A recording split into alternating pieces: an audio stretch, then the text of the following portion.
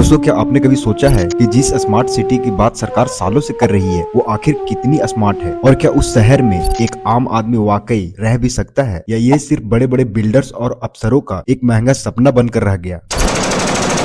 आज हम जानेंगे भारत के स्मार्ट सिटी प्रोजेक्ट की सच्चाई, उनकी कॉस्ट और आखिर कौन रह पाएगा इन शहर में। सबसे पहले जानते हैं स्मार्ट सिटी क्या होती है।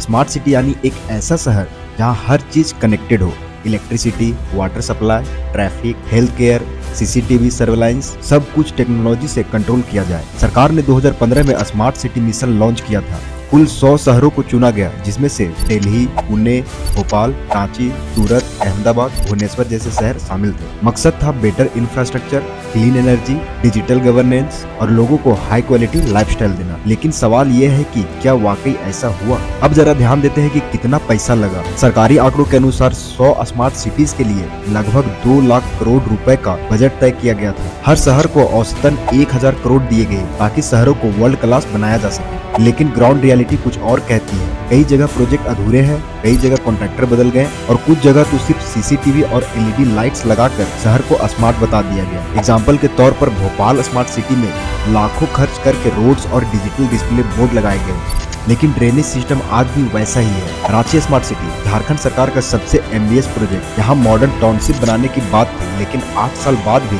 सिर्फ 25% कंस्ट्रक्शन पूरा हुआ। सूरत और पुणे जैसे शहरों में काम थोड़ा बेहतर हुआ है, कुछ सिलेक्टेड जगहों तक सीमित है, यानी पूरा शहर स्मार्ट नहीं बना, बस एक छोटा सा हिस्सा स्मार्ट जोन कहलाने लगा। अब बड़ा सवाल, क्या एक आम आदमी स्मार्ट सिटी में रह सकता है? स्मार्ट सिटी में फ्लैट्स की कीमतें काफी ज्यादा होती हैं। उदाहरण के तौर पर रांची स्मार्ट सिटी में 2 BHK फ्लैट की शुरुआती कीमत 55 से 60 लाख तक है। पुणे या सूरत जैसे शहरों में यही फ्लैट्स 75 लाख से 1 करोड़ तक। अब बात करें मंथली खर्च की, अगर आप एक छोटे परिवार के साथ वहां रहना चाहते हैं तो कम से कम 40,000 से 50,000 प्रति महीना खर्च आएगा, जिसमें maintenance, electricity, water tax and interest service शामिल है। यानी एक आम कर्मचारी या सरकारी बाबू जो 25,000 से 30,000 महीना कमाता है वो इस शहर में जी नहीं सकता, सरवाइव भी मुश्किल है। तो फिर ये प्रोजेक्ट किसके लिए है? अगर एक आम आदमी अफोर्ड नहीं कर सकता तो फिर सवाल उठता है, ये स्मार्ट सिटी आखिर बनी किसके लिए? जवाब है कॉर्पोरेट ऑफिस, IT हब्स और अपर मिडिल क्लास के लिए। स्मार्ट सिटी का असली फायदा उठाया बिल्डर्स, पॉलिटिशियंस और कॉन्ट्रैक्टर्स ने। कई रिपोर्ट्स में पाया गया कि बजट का 40% सिर्फ इंफ्रास्ट्रक्चर ब्यूटिफिकेशन में खर्च हुआ, जबकि बेसिक फैसिलिटीज जैसे क्लीन वाटर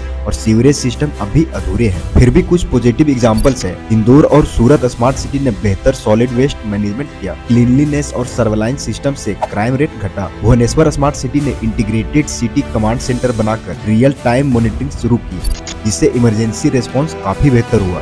यानी जहां ईमानदारी से काम हुआ वहां रिजल्ट्स भी दिखे। अब सीधा सवाल, क्या स्मार्ट सिटी मिशन एक सपना था या स्कैम? सच ये है कि आइडिया बहुत अच्छा था, एग्जीक्यूशन कमजोर रहा। कई शहरों में पैसे लगे पर काम सिर्फ प्रेजेंटेशन तक सीमित रह गया। लोगों की जिंदगी स्मार्ट नहीं हुई, बस रिपोर्ट्स ब्यूटीफुल हो गई। तो हाँ, कुछ जगहों पर ये सपना भी है और स्कैम भी। भारत को स्मार्ट बनाने के लिए सिर्फ टेक्नोलॉजी नहीं, ईमानदार एग्जीक्यूशन और लोगों की भागीदारी चाहिए, क्योंकि कोई भी शहर तभी स्मार्ट बनता है जब उसके अंदर रहने वाले लोग सच में खुश और सुरक्षित हो। और फिलहाल भारत के ज्यादातर स्मार्ट सिटी में आम आदमी के लिए रहना एक सपना ही है।